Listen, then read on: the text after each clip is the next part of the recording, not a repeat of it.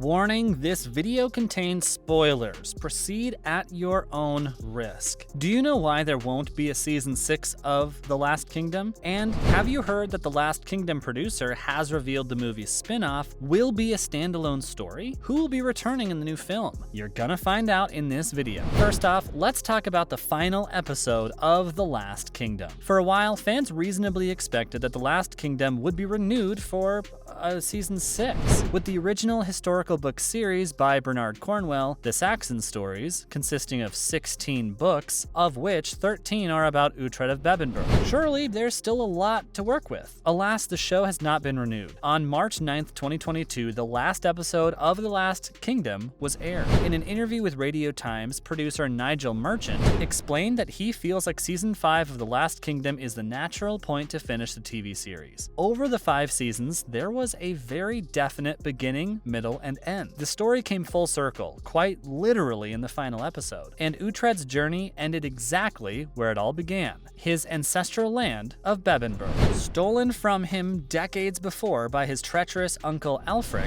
But it's quite clear that this is by no means the end, and it can be argued that Uhtred's situation is as precarious as ever. He has reclaimed his ancestral home, but now he has to defend it from 2 interested parties on both sides. Given the last venomous look between King Constantine and King Edward in their last moments together, and both of them feeling like they are the rightful owners of the land, it's quite possible that a conflict between the Scots and the Saxons could be a key plot point of 7 Kings Must Die. Now, how different was The Last Kingdom from the books? When it comes to book-to-TV series adaptations, it's almost impossible to make everyone happy, especially with things as big as the Saxon stories. They're bound to be pain points for the already established fan base. So what were some of the biggest differences that led to outrage in the fans of the books? Well, for starters, some fan favorites of the books were merged in the series adaptation. Sigurd Bloodhair was merged into one character from Sigurd and Harold Bloodhair. Interestingly, Cornwell, the author, had based Harold on a real historical character whose name was never recorded, but he was known to be a Danish leader.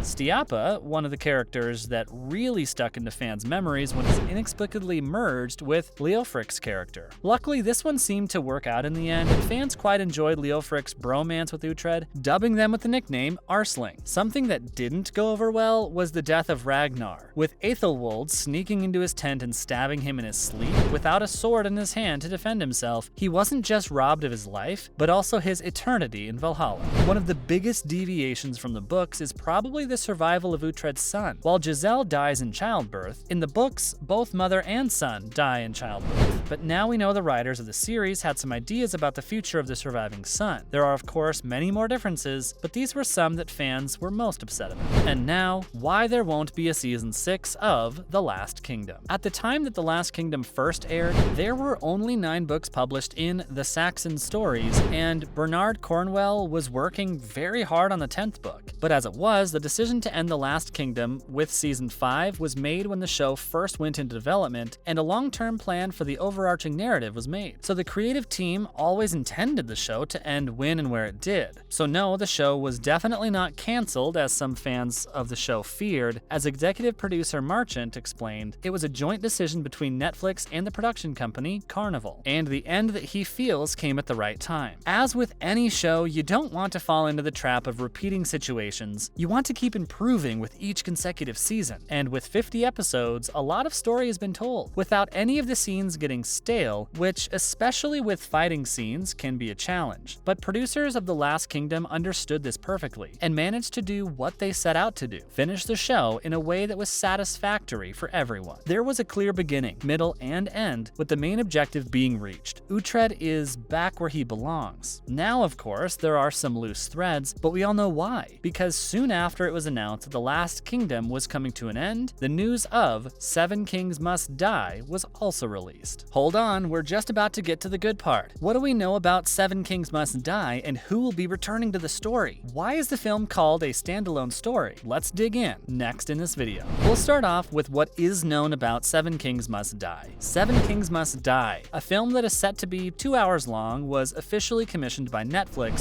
soon after it was announced that season 5 of The Last Kingdom would be its last. As of January 2022, they have started filming in Budapest Budapest, Hungary, and are now halfway through shooting, but no release date has been revealed yet. But some have made the daring suggestion that we might see the movie as soon as the end of 2022, but there's also no sign that we'll be blessed with a trailer soon either, so who knows. It seems more likely that we'll have to wait until early 2023, but stranger things have happened. We do know that the movie is going to be based on the remaining 3 books of the Saxon stories: War of the Wolf, Sword of Kings, and Warlord. Seven Kings Must Die will be directed by series familiar Edward Bazalgette, with writer Martha Hillier, who wrote the script for season 4 and 5, on board as well. As for the plot, if there's anything we've learned from The Last Kingdom, it's that it's truly an adaptation, and the writers may choose whatever they please when it comes to the story. Third son, anyone? In fact, they deviated from the original storyline so often that it's rather pointless to try and predict where the movie will be going. However, isn't that also exciting? Let's hope the movie will shake us up and surprise us the best way possible. Next up, which of the Last Kingdom cast members could be returning for Seven Kings Must Die? As Seven Kings Must Die is going to be a sequel, or is it? A lot of the cast of The Last Kingdom will continue on the journey as well. Naturally, it's been confirmed that Alexander Dreymon will return to portray Uhtred of Bebbanburg. This was by the way of the actor posting a behind-the-scenes video on Instagram of himself on set announcing that filming had begun. In the same post, Arnas Fedorovicius appeared, so it's probably safe to assume he'll be returning as Uhtred's ally, Sihtric. A later post by Dreymon featured Mark Rowley, which could suggest that he'll be back in his role as Finan, but it's unclear whether the particular video is recent or a remainder from season 5 to confuse us. What we can say for sure is that there are a few major players who won't be returning, after they were dramatically killed off in the final season of The Last Kingdom. Among these were Millie Brady, who played Aethelflaed, Emily Cox, who played Brida, Einstein Sigurdsson, who played Sigtrygr, and Ewan Mitchell, who played Osfer.